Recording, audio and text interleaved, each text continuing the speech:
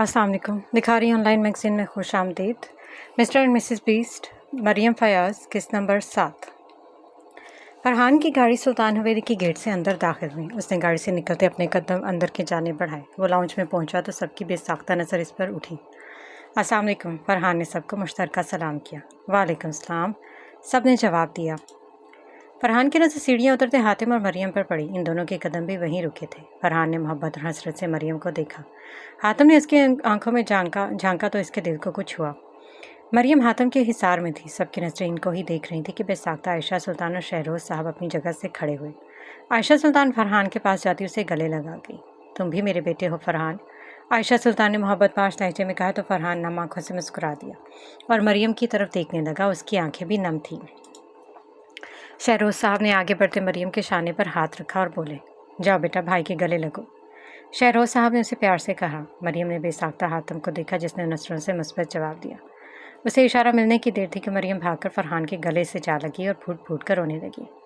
फरहान ने सख्ती से उसको खुद में भींचा। उसकी आंखों से भी गर्म स्याल बह निकले थे। दोनों काफ़ी देर तक एक दूसरे के गले से लगकर रोते रहे। माफ़ कर दो मुझे, मैं तुम्हारी हिफाजत नहीं कर सका था। अपने हान को माफ़ कर दो। फरहान ने इसका चेहरा हाथों के प्याले में भरते कहा तो मरियम ने नफरी में सर हिलाया। मैं अपनी एक बहन खो चुका हूँ, अब तुम्हें खोने की सकत नहीं रखता। वो दोबारा से उसे खुद में भींचते रोने लगा। वहाँ बैठे हर शख्स की आंखें नम हुई थीं। हातिम ने आगे बढ़ते फरहान को गले से लगाया। मुझे माफ़ कर दो। हातिम ने माजरत की। कोई बात नहीं, मैं समझ सकता हूँ तुम्हारे जज्बात। फरहान ने मोहब्बत से जवाब दिया। इनके बाद बालाज ने आगे बढ़ते फरहान को गले लगा और फिर हनान ने। सब लोगों की आंखें नम हुई थीं। सब खुशी से इस मंजर को देख रहे थे। वो सब फरहान और मरियम को लेकर सोफे की जानिब बढ़े और इनको बिठाते खुद भी बैठे अब चाय से लुत्फानंदोज़ होने लगे थे।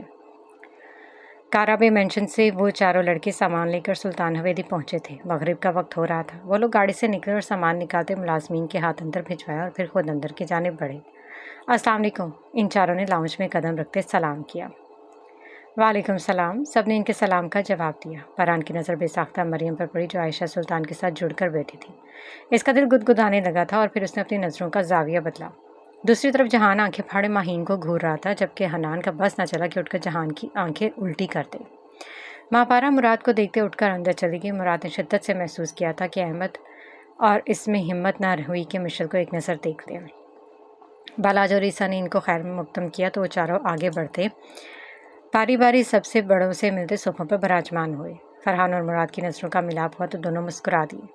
जहान की हिम्मत को सलाम, जो हनान की गुछार में बैठा इसकी बहन को नज़रों से निकलने का इरादा रखता था। हनान के जब्त का पैमाना लबरेज हुआ तो जहान के कान में फंकारा। तमीज़ से, बहन है मेरी। हनान दबे दबे गुस्से से बोला। मेरी तो नहीं है ना? जहान हनूस बेशर्मी से उसे देखते हुए बोला तो हनान महज मुठियाँ भेज कर रह गया। चलो अहमद, फिर चलते। अभी इनको बैठे 5 मिनट भी ना हुए थे कि बारान बोल पड़ा। अरे बेटा, ऐसे कैसे? चाय तो पीकर जा। रुदाबा सुल्तान मोहब्बत से बोले। बहुत शुक्रिया आंटी, लेकिन अभी बहुत काम पड़ा है। बारान ने माजरत की।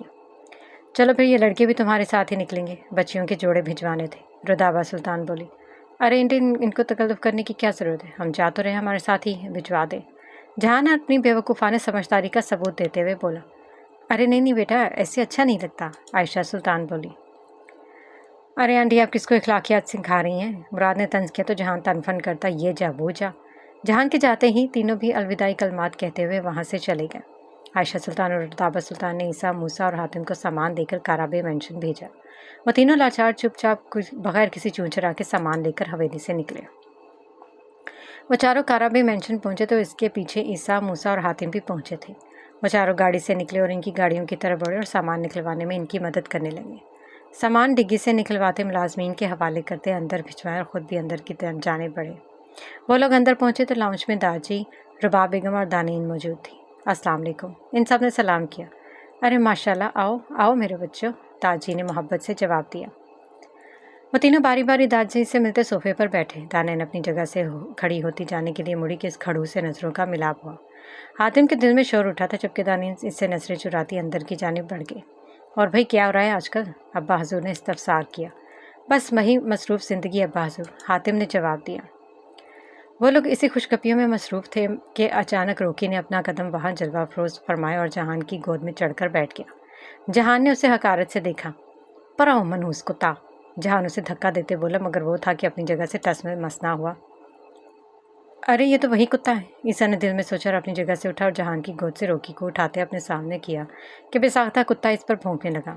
इस अचानक इब्तदा पर ईसा के हाथ से वो छूटते फर्श पर गिरा, दोबारा से ईसा पर भौंकने लगा। ईसा डर के मारे जहान के पीछे जा छुपा। ओए इसको दूर कर, ईसा बोला तो सब दिलचस्पी से उसे देखने लगे।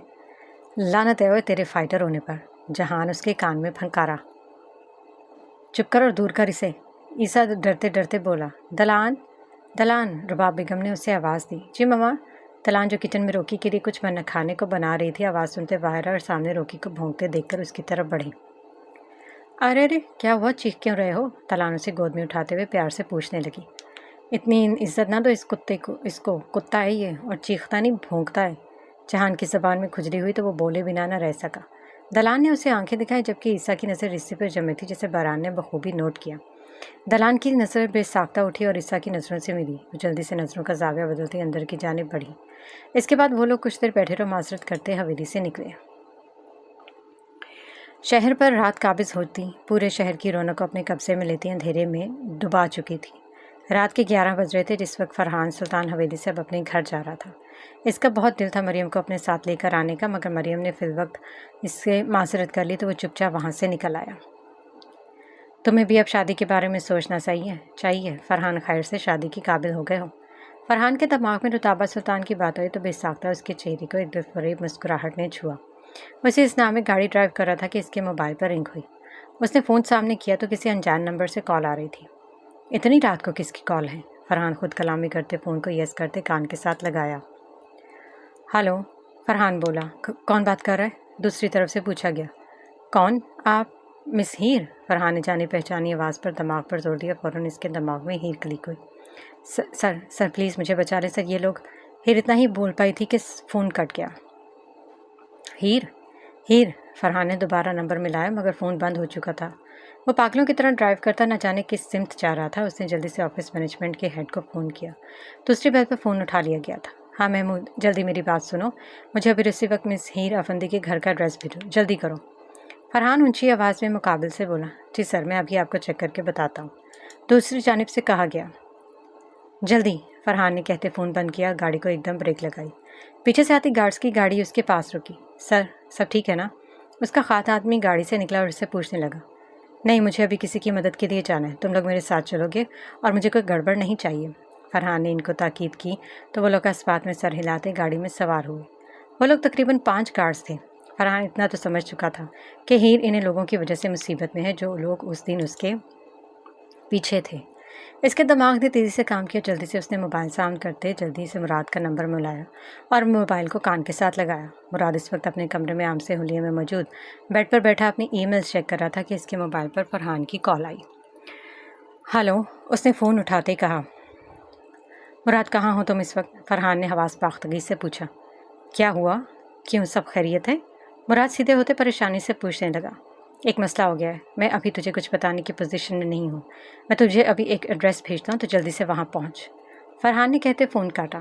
मुराद जल्दी से अपनी जगह से उठा, मोबाइल, गाड़ी की चाबी और अपनी गन उठाता कमरे से बाहर निकला। तकरीबन 5 मिनट के बाद फरहान के मोबाइल पर बीप हुई। इसके मोबाइल पर हीर के घर का एड्रेस भेजा गया था। उसने एक पल की देर किए बगैर गाड़ी जन से इस लोकेशन की तरफ भगा दी। आधे घंटे का रास्ता उसने 15 मिनट में तय किया। वह मोबाइल में मौजूद एड्रेस के बाहर खड़े थे। वो एक दरमियाने तर्ज का एक मकान था। फरहान ने देखा तो 2 गाड़ियाँ, जिनमें से एक गाड़ी वहाँ से निकल गई थी जबकि दूसरी अभी भी वहीं खड़ी थी।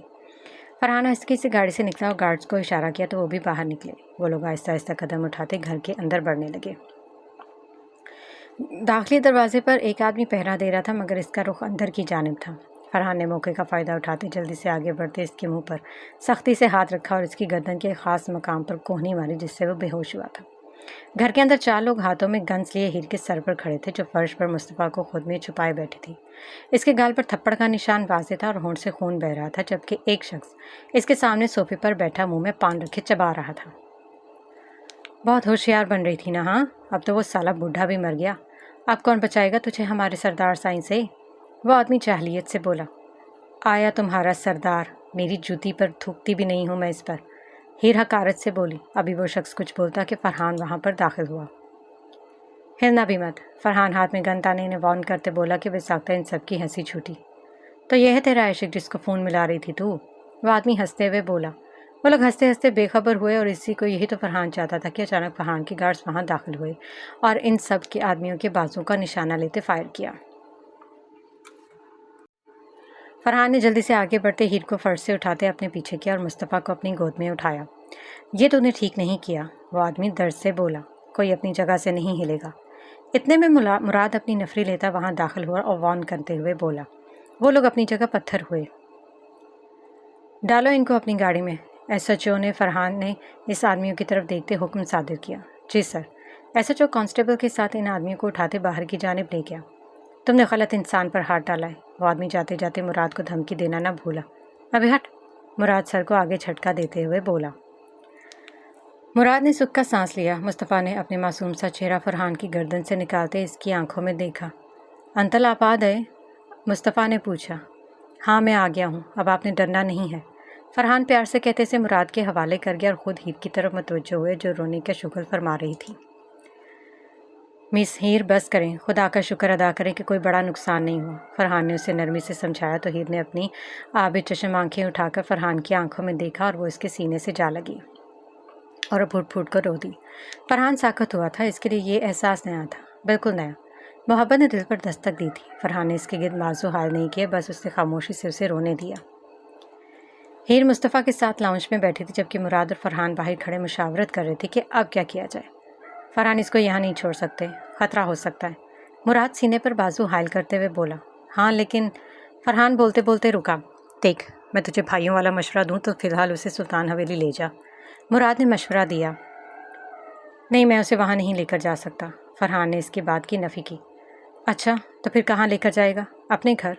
किस हैसियत से? मुराद ने एक साथ 3 सवाल डाले। फरहान सोच में पड़ गया। देख फरहान मेरी बात सुन, तेरे घर पर कोई औरत नहीं है जो तू बग़ैर किसी दिक्कत के उसे वहाँ ले जाए। बग़ैर किसी औरत के तेरा उसे वहाँ रखना मुनासिब नहीं, वरना तो फिर उसका एक ही हल है। मुराद ने बोलते साथ अपनी बात अधूरी छोड़ी। क्या? फरहान ने पूछा। तो निकाह कर ले उससे, मुराद ने अपना नज़रिया पेश किया।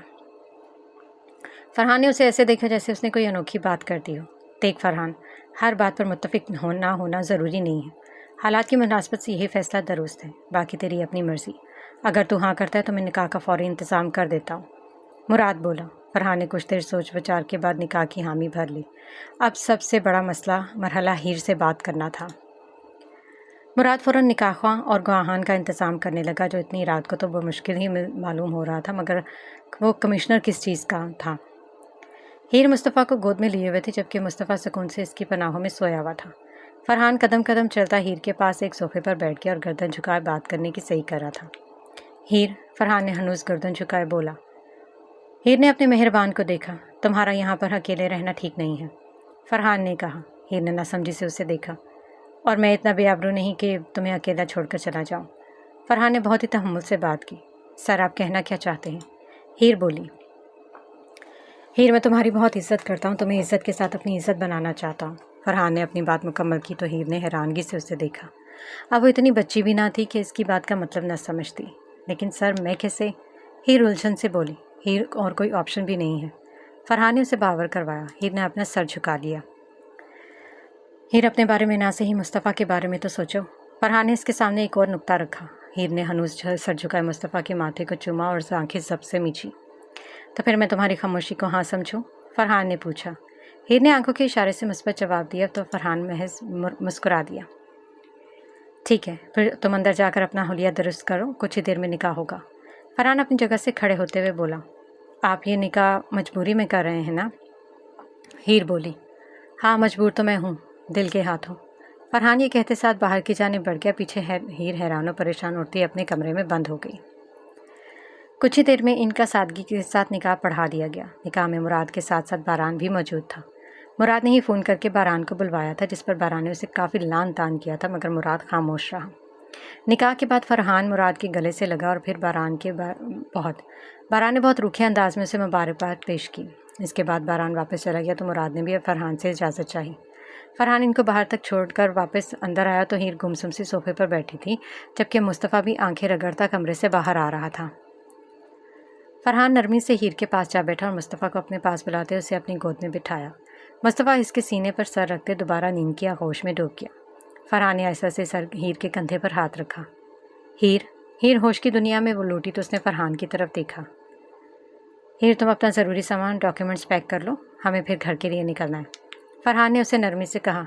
हम जाएंगे कहाँ? हीर ने सवाल किया। तुम दोनों मेरे साथ मेरे घर चलोगे। फरहान ने उसे जवाब दिया। नहीं, मैं आपके घर कैसे? आपके घर वाले क्या सोचेंगे मेरे बारे में? हीर नफ़ी में सर हिलाते हुए बोली। हीर, मेरे घर पर कोई भी नहीं होता, मैं अकेला रहता हूँ। फरहान ने उसकी मालूमात में इजाफा किया। हीर खामोश हो गई। चलो अब जाओ, शाबाश, पैक कर लो सामान। फरहान ने नरमी से इसके शाने पर हाथ रखते कहा तो वो उठकर अंदर चली गई। पीछे फरहान मुस्तफ़ा के सर में उंगलियां चलाने लगा। वो सोते हुए इस वक्त बहुत मासूम लग रहा था।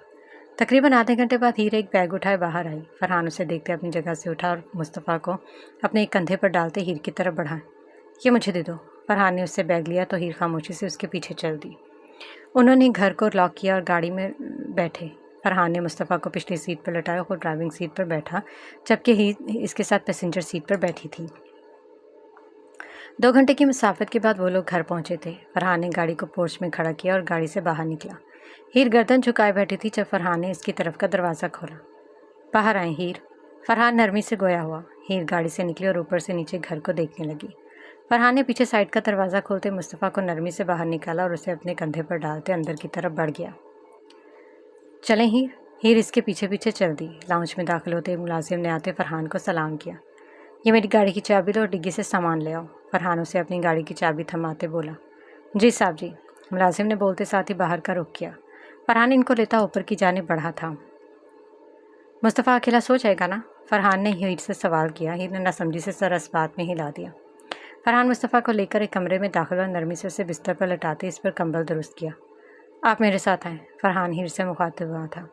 जी सर, हीर ने जवाब दिया। फरहान अचंभे से पीछे मुड़ा और हीर को देखा।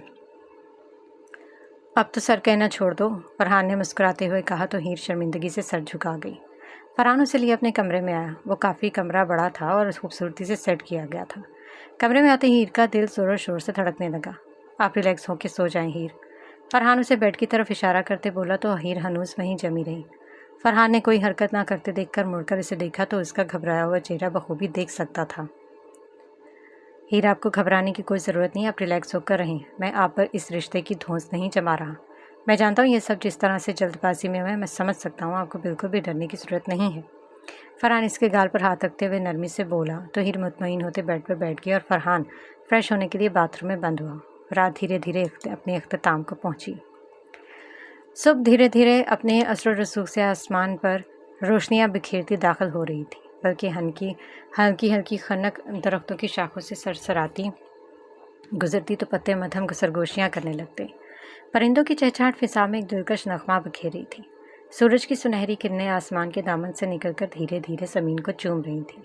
दूर कहीं घास पर शबनम की कतरे मोतियों के मानो झलमलाते दिखाई दे रहे थे।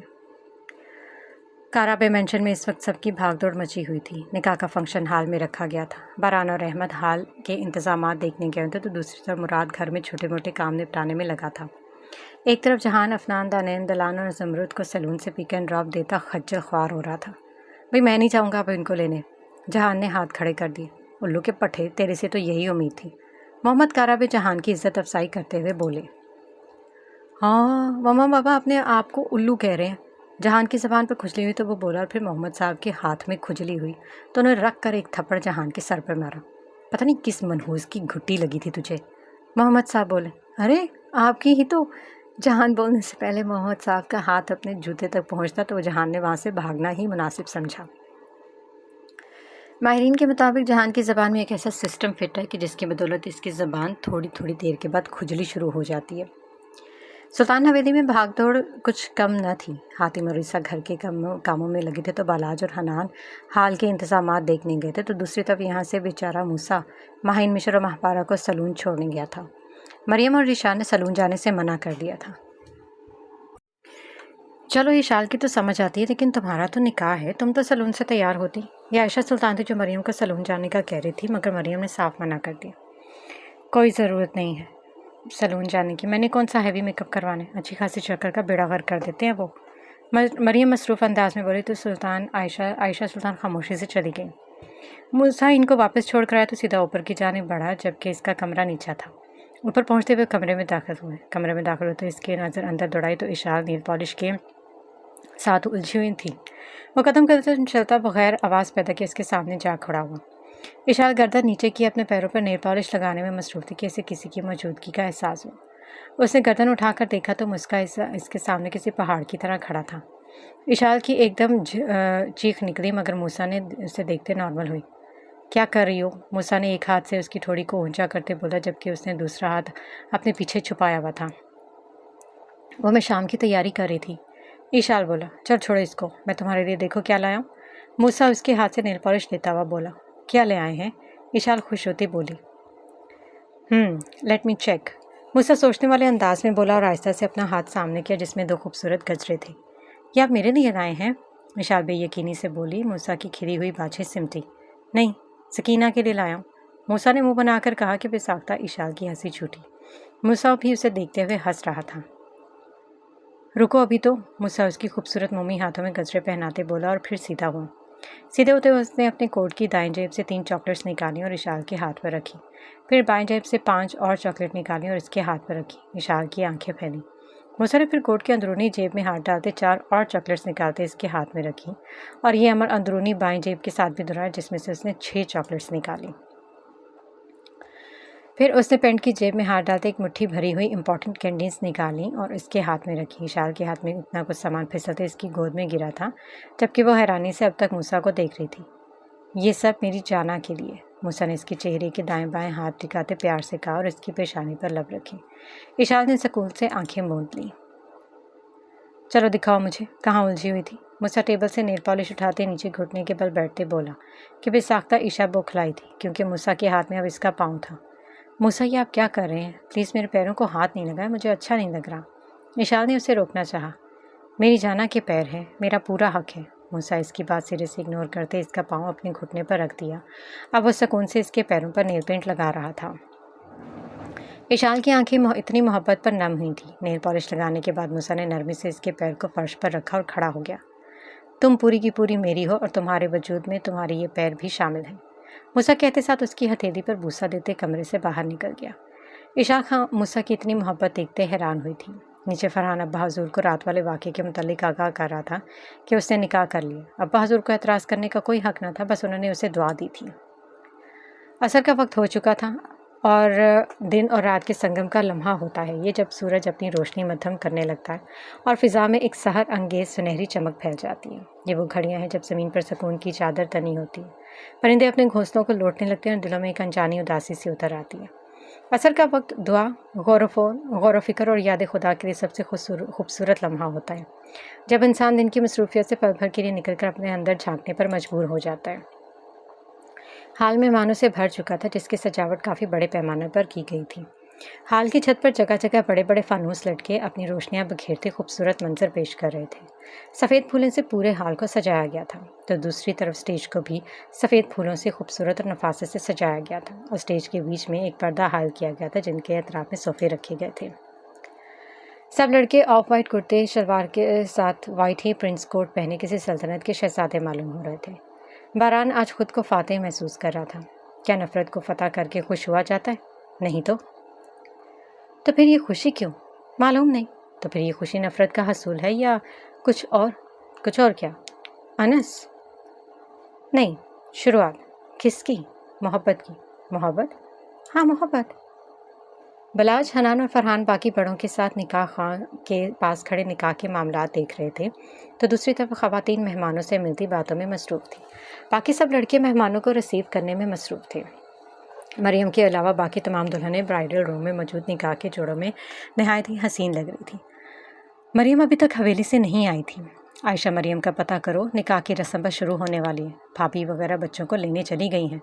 شہروز صاحب عائشہ سلطان سے کہتے دوبارہ سٹیج کی طرف بڑھے تھے۔ ارے سنیں تو، ہاں بس چیخنا آتا ہے ان مردوں کو، بات نہیں سنیں گے پوری۔ بھائی ملا رہی ہوں، کب سے فون بند جا رہا ہے، اب میں کیا کروں؟ عائشہ سلطان چڑھ کر خود کلامی کرتے ہوئے بولی۔ کچھ ہی دیر میں باری باری ان سب دلہنوں کو سٹیج پر لایا گیا اور نکاح کی رسم ادا کی گئی۔ پہلے حنان اور زمرد کا نکاح پڑھوایا گیا اور پھر بلاج اور افنان کا۔ سب نے انہیں مبارکباد پیش کی۔ مریم کی غیر موجودگی کی وجہ سے ابھی ان کی بجائے پھر مراد اور مہاپارا کا نکاح پڑھوایا گیا۔ آخرکار مراد کی دلی مراد پوری ہوئی تھی۔ سب نے اسے بھی گلے لگاتے مبارکباد دی۔ پھر احمد اور مشل کا نکاح پڑھوایا گیا۔ احمد نے دل و جان سے اپنے نکاح میں قبول کیا، سب نے انہیں گلے سے لگاتے اچھی زندگی کی دعا دی۔ ان کے بعد حاتم اور دانائن کا نکاح پڑھوایا گیا۔ حاتم کا چہرہ سپاٹ تھا جبکہ دانائن کے چہرے پر خوف اور ناپسندیدگی کی جھلک دکھائی دے رہی تھی۔ دونوں نے ایک دوسرے کو نکاح میں قبول کیا تو نکاح کے بعد سب نے انہیں مبارکباد کے ساتھ دعا دی۔ اس کے بعد عیسیٰ اور دلان کا نکاح پڑھوایا گیا۔ دونوں کے چہروں پر خوشی واضح تھی۔ اب جہان اور ماہین کا نکاح پڑھوایا جانا تھا کیونکہ مریم ابھی تک نہیں آئی تھی۔ سب اپنی اپنی جگہ پریشان تھے۔ فرحان اسے دیکھنے کے لیے گیا تھا۔ کچھ دیر انتظار کے بعد آخر جہان بول اٹھا۔ وہ محمد صاحب کے کان کے پاس کھسکا اور بولا، پاپا دیکھیں کس آتی ہے؟ وہ مدھومکھی تو بہت دیر لگا گئی، میرا نکاح تو پڑھوائی نا۔ جہان ان کے کان میں پھنکارتے ہوئے بولا، جہان تم کیا چاہتے ہو میں سب کے سامنے تمہیں جوتے سے ماروں؟ محمد صاحب سب سے بولے تو جہان نے منہ بنایا، بھائی اگر بچی کو بھی دیر ہے تو ان بچوں کو تو نکاح پڑھواؤ نا، وقت کا ضیاع ہو رہا ہے۔ آخر ابا حضور کے مشورے پر جہان اور ماہین کا نکاح پڑھوا دیا گیا۔ جہان کی باچھی اندر جانے کا نام ہی نہیں لے رہی تھی جبکہ ماہین بس خوش تھی۔ وہ بھی تھا جو بھی تھا اسے جہان برا نہیں لگتا تھا۔ اپنے دانت اندر کر ذلیل آدمی، ورنہ ان کو توڑ دینا میں نے آج۔ محمد صاحب جہان کے کان میں پھنکارے جس کے دانت اندر جانے کا نام ہی نہیں لے رہے تھے۔ کیا ہے بھائی، اب خوش بھی نہ ہوں میں؟ جہان نے شکوہ کیا تو محمد صاحب نے اسے آنکھیں دکھائی۔ ان کے نکاح کو کچھ ہی دیر گزری تھی کہ اچانک ہال کی تمام لائٹس بند ہوئیں اور داخلی دروازے پر ایک سپاٹ لائٹ معدوم ہوئی جس کے دائرے میں مریم سفید میکسی میں بالکل لائٹ سا میک اپ کیے، بالوں کا بن بنائے دوپٹے کو پنوں سے سر پر ٹکائے، باری بار اپنی پلکوں کو جھالر اٹھاتے اور جھکاتے آسمان سے اتری ہوئی پری لگ رہی تھی۔ فرحان اس کے اطراف میں اس کے ساتھ چل رہا تھا جبکہ مریم نظریں جھکائے چھوٹے چھوٹے قدم لیتی اسٹیج کی طرف بڑھ رہی تھی۔ ماشاءاللہ، سب کے منہ سے بے ساختہ نکلا۔ باران نے نظریں اٹھا کر مریم کو دیکھا تو نظریں پھیرنا بھول گیا۔ وہ لگی اتنی حسین رہی تھی۔ باران نے آج سے پہلے اس خوبصورت لڑکی کو نہیں دیکھا تھا۔ باران کو ایسا لگتا تھا کہ اس کی دھڑکن کے اوپر نیچے ہونے لگی ہے۔ اس نے گہرا سانس بھرتے اپنے اندر امڑنے والے جذبات کے سمندر کو روکا اور اپنی نشست پر آ بیٹھا۔ سب لوگوں کی نظریں مریم پر ہی مرکوز تھی جو فرحان کے ساتھ اسٹیج پر آئی تھی۔ فرحان نے اسے صوفے پر بٹھایا۔ ماشاءاللہ، عائشہ سلطان نے اس کے ماتھے پر بوسہ دیا۔ رباب بیگم بھی اس کے گلے سے لگی۔ مریم اور باران کو آمنے سامنے بٹھایا گیا۔ باقیوں کی طرح ان کے بیچ میں بھی ایک پردہ حائل کیا گیا۔ نکاح خواہ نے نکاح شروع کیا۔ مریم سلطان ولد برہان شمسر خان، آپ کا نکاح باران کارابے ولد محمد کارابے کے ساتھ حق مہر 70 سکہ رائج الوقت گواہان کی موجودگی میں طے پایا۔ کیا آپ کو یہ نکاح قبول ہے؟ تو کیا وہ اپنے حقوق اس شخص کے نام کرنے جا رہی تھی جو اسے نفرت کا دعوے دار تھا؟ ہاں، وہ ایسا کرنے جا رہی تھی۔ بالکل، وہ ایسا ہی کرنے جا رہی تھی۔ قبول ہے۔ اس نے تیسری دفعہ بھی اپنے نکاح کو قبول کیا تھا۔ ہاتھ میں نکاح نامہ اس کے سامنے کی اور اسے دستخط کرنے کو بولا۔ مریم نے پین اٹھایا مگر اس کے ہاتھ میں لرزش تھی۔ فرحان نے اس کے سر پر ہاتھ رکھا تو اسے کچھ حوصلہ ہوا۔ آخر اس نے نکاح نامے پر دستخط کرتے اپنے تمام تر جملہ حقوق اس کے نام کر دیے۔ اب وہ لوگ باران کی طرف متوجہ ہوئی۔ باران کارابے ولد محمد کارابے، آپ کا نکاح مریم سلطان ولد برہان شمس خان کے ساتھ حق مہر سکہ رائج الوقت گواہان کی موجودگی میں طے پایا ہے۔ کیا آپ کو یہ نکاح قبول ہے؟ قبول ہے۔ ایک دفعہ، دو دفعہ، قبول ہے۔ اسے تیسری بار بھی اسے اپنے نکاح میں قبول کیا۔ نکاح نامہ پر اس کے دستخط دیے گئے اور ان دونوں کو میاں بیوی کے عہدے پر فائز کیا گیا اور ان کے اچھے نصیب کی دعا کی گئی۔ دعا کے بعد سب نے باری باری ان کو مبارکباد پیش کی۔ باران سب سے مبارکباد وصول کرتا اب پردے کی جانب بڑھا۔ پردے کو ہٹاتے اس نے اپنی محرم کو دیکھا اور لمبی سانس ہوا کے سپرد کی۔ مریم کی نظریں جھکی ہوئی تھیں۔ اس نے اپنے قدم مریم کی جانب بڑھائے اور اس سے قریب جا کر کھڑا ہو گیا۔ باران نے اس کے چہرے کے اطراف میں ہاتھ جمائے اور اس کے ماتھے پر پہلا بوسہ دیا۔ مریم نے اپنی آنکھیں موندی تھیں۔ باران اس سے دور ہوا تو اب کی بات فرحان نے اسے گلے لگایا تو باران بھی خوشی سے اس کے گلے لگا تھا۔ نکاح کی رسم پایا تکمیل کو پہنچی تھی۔ مہمانوں میں میوہ جات تقسیم کیا گیا اور کھانے کا سلسلہ شروع ہوا۔ سب جوڑے کیمرہ مین کے ہتھے چڑھ چکے تھے، اپنی اپنی تصاویر بنا رہے تھے۔ ایک کیمرہ مین باران کے پاس آیا اور تصویر کے لیے کہا، ایک چماٹ ماروں گا میرے پاس آیا تو۔ باران نے اسے وارن کیا۔ بیچارہ الٹے قدم واپس مڑ گیا۔ میں ذرا آتی ہوں، گھبراہٹ سی ہو رہی ہے۔ مریم اپنی جگہ سے کھڑی ہوتی باہر کی جانب بڑھی تھی۔ باران نے اسے جاتے دیکھا تو کچھ دیر بعد وہ بھی اس کے پیچھے گیا۔ مریم برائڈل روم کے ساتھ بنی ایک گیلری میں داخل ہوئی کھڑکی کے پاس کھڑی ہوئی، گہرے گہرے سانس بھرنے لگی۔ اس نے اپنا سینہ مسلا مگر اس کے سانس ٹھیک سے بحال نہ ہوئی تو آخر اس نے اپنے ہاتھ میں موجود انہیلر کو منہ کے ساتھ لگاتے پمپ کیا تو اس کی سانس کچھ بحال ہوئی مگر گھبراہٹ ہنوز قائم رہی۔ باران کب سے اس کے پیچھے کھڑا اس کی ایک ایک حرکت نوٹ کر رہا تھا۔ کیا ہوا، طبیعت ٹھیک ہے تمہاری؟ باران سینے پر ہاتھ باندھے بولا۔ مریم اس کی آواز پر مڑ کر دیکھا۔ میں ٹھیک، یہ کہتے کہتے لڑکھڑائی۔ باران نے جلدی سے اسے سنبھالا۔ باران نے اس کی آنکھوں میں دیکھا تو وہ اپنے ہوش میں کم ہی لگ رہی تھی۔ باران نے اسے کمر سے تھامتے اس کی گال پر ہاتھ رکھتے ہلکا سا تھپتھپایا۔ تم ٹھیک ہو نا؟ باران نے پوچھا تو اس نے ہلکا سا سر ہلایا اور ہوش و حواس سے بیگانہ ہوتے اس کی کسرتی بازوؤں میں جھول گئی۔ باران بوکھلاہٹ کا شکار ہوا۔ مریم کیا ہوا ہے تمہیں؟ آنکھیں کھولو۔ باران اس کا گال تھپکتے بولا مگر مریم نے کوئی جواب نہ دیا۔ دیتی بھی کیسے؟ باران جلدی سے اسے اپنے بازوؤں میں اٹھاتے برائڈل روم میں آیا اور اسے صوفے پر لٹاتے اس کے ہاتھ سے جیولری اتارتے اس کی ہتھیلی مسلنے لگا۔ مریم آنکھیں کھولو۔ باران مسلسل یہی لفظ دہرا رہا تھا۔ باران اس کے ہاتھوں کو چھوڑتا اس کے سر کو اپنے بازو پر رکھتے دوسرے ہاتھ سے اس کی گالوں کو تھپ تھپانے لگا۔ آخر مریم نے آہستہ آہستہ آنکھیں کھولنا شروع کی۔ مریم ہاں آنکھیں کھولو۔ باران نرمی سے بولا اور سخت پریشان ہوا۔ نفرت کا دعوے دار باران۔ مریم نے آنکھیں کھولی مگر وہ اپنے ہوش میں مکمل نہ تھی۔ باران جلدی سے اٹھا پانی کا گلاس بھرتے اس کے لبوں سے لگایا۔ مریم نے چند گھونٹ بھرے اور باران کے سینے پر سر رکھ کر آنکھیں موند لی۔ باران نے پھر سے اس کا گال تھپکتے اب کی بار انہیلر اس کے منہ سے لگایا۔ 3-4 دفعہ پمپ کرنے کے بعد مریم کا تنفس کچھ بحال ہوا تھا۔ اس نے اپنی نیلی آنکھیں ان سبز آنکھوں میں گاڑی۔ دونوں کی نظریں ملی اور آس پاس کا منظر دھلا گیا۔ وقت جیسے تھم سا گیا تھا اور پھر باران نے اپنی نظریں جھکا لی، جبکہ مریم کی نظریں ہنوز اسی پر ٹکی تھی۔ اس نے آہستہ سے اپنا سر باران کے سینے پر رکھا۔ باران نے ضبط سے آنکھیں مچھی۔ کچھ پل یوں ہی گزرے کہ پھر مریم بولی، تم مجھے چھوڑ تو نہیں دو گے؟